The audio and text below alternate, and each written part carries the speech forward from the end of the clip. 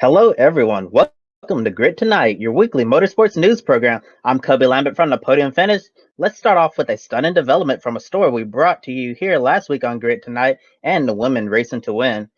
Last week, it was announced that NASCAR Camping World Truck Series owner, driver, and veteran of the series, Jennifer Jo Cobb, will make her debut in the Cup Series, driving the number 15 Arrowhead Brass Chevrolet for Rick Ware Racing.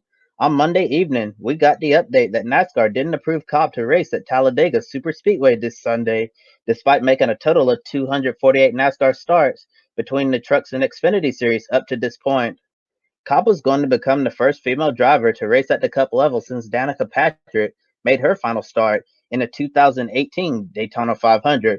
Rick Ware Racing responded to the news by putting out a statement saying that the whole situation was unfortunate, but they were supportive of NASCAR's decision when it comes to upholding their rules and regulations.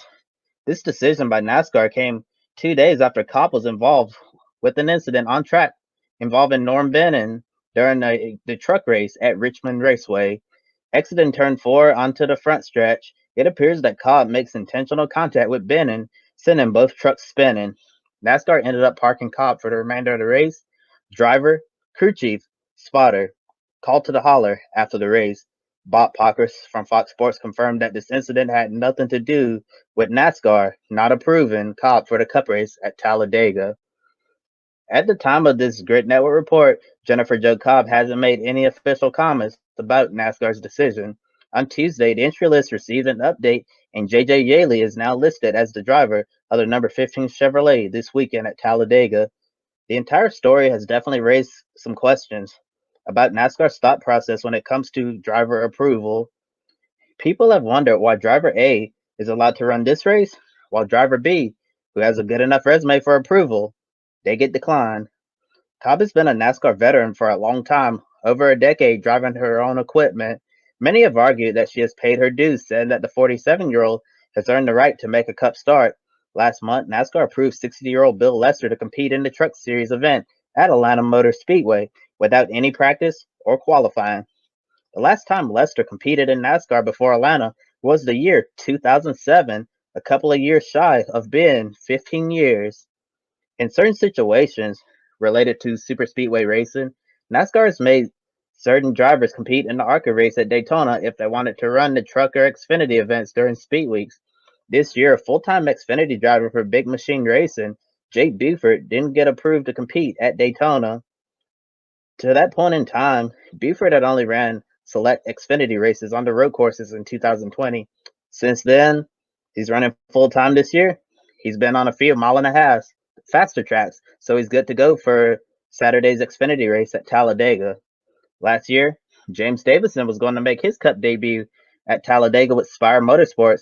Having no experience in a stock car on a high-speed oval at the time, NASCAR thought it was best not to approve him to race that weekend, despite competing in several Indianapolis 500s, the greatest spectacle in racing, driving an open-wheel car at dangerous speeds well over 220 miles per hour. Davison still made his Cup debut, but it happened a week later at the Pocono doubleheader weekend. He did go on to race at Daytona and the fall race at Talladega later in the year, once getting experience at other tracks. There seems to be some inconsistency with driver approvals, which surely comes with a lot of questions from the garage area and fans alike. Xfinity driver Tommy Joe Martins brought up the thought of NASCAR creating a more transparent process to earn a license to race in the NASCAR Cup Series. Martin suggested that NASCAR could install something similar to the FIA Super License system with a driver review board in order to make the guidelines clearer for everyone to understand. So let us know in the comments below, is the decision to deny Jennifer Jo Cobb her Cup debut justified? And what changes should NASCAR make to the driver approval process? Hi everyone, Matt White here from the GRID World Motorsport League, and it is time for our weekly update from the GRID World Motorsport League, the world's biggest motorsport championship combining drivers and riders from four wheels and two. And I bring that up because we've got a brand new entry from the two-wheeled world, the Portuguese Grand Prix winner in MotoGP on Sunday, Fabio Quartararo. He has moved into second position. He's our new entry this week in the Grid WML on a score of 20 out of a possible 25. You'll notice from the graphic that Shane Van Gisbergen has slipped from his perfect score. He did get one win on Saturday in the Repco Supercars Championship round at Tasmania, but 2 races that he didn't win. That streak has finally been broken, so he slips from 25 to 22, and Fabio goes in there on 20 points. Ty Gibbs has moved up 1 spot to 3rd, because Manuel Maldonado has slipped down to 10th. Rory Pettinen, who was 3rd, has slipped down to 15th in the WML standings this week. So that is the top 10. A little bit of shuffling going on. We expect more of it over the next couple of weeks. This weekend, double Formula E action at Valencia, double NASCAR at Talladega, of course, with the Cup Series and the Xfinity cars as well. And WRC becomes eligible in the Grid WML this week. It's their 3rd round at Rally Croatia, a brand new event for the championship, so that'll be interesting to keep abreast of this weekend, and we'll see if Kalle Rovanperä can pop himself into the Grid World Motorsport League top 10 as he leads the grid ranking at the moment as well. So that's how the Grid WML looks. This week's Performer of the Weekend winner, by the way, was the winner of the IndyCar race at Barber Motorsports Park. That's Alex Palou. His terrific Drive IndyCar, of course, back in action this week at St. Petersburg. And then next week they've got 2 races at Texas. So they will become eligible next weekend, as will Formula One with their 3rd race of their season at Portimao. So next couple of weeks, we've got some big changes happening in the standings. We'll bring you another Grid World Motorsport League update on next week's show.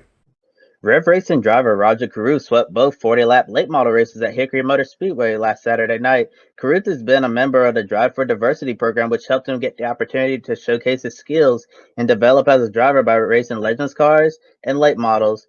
Last year, Caruth won his first career late model race at Greenville Pickens Speedway, a track where Bubba Wallace has gone to victory lane as well. Continuing his late model program, Caruth is also running in the ARCA Menard Series East this year, driving the number 6 Chevrolet for Rev Racing.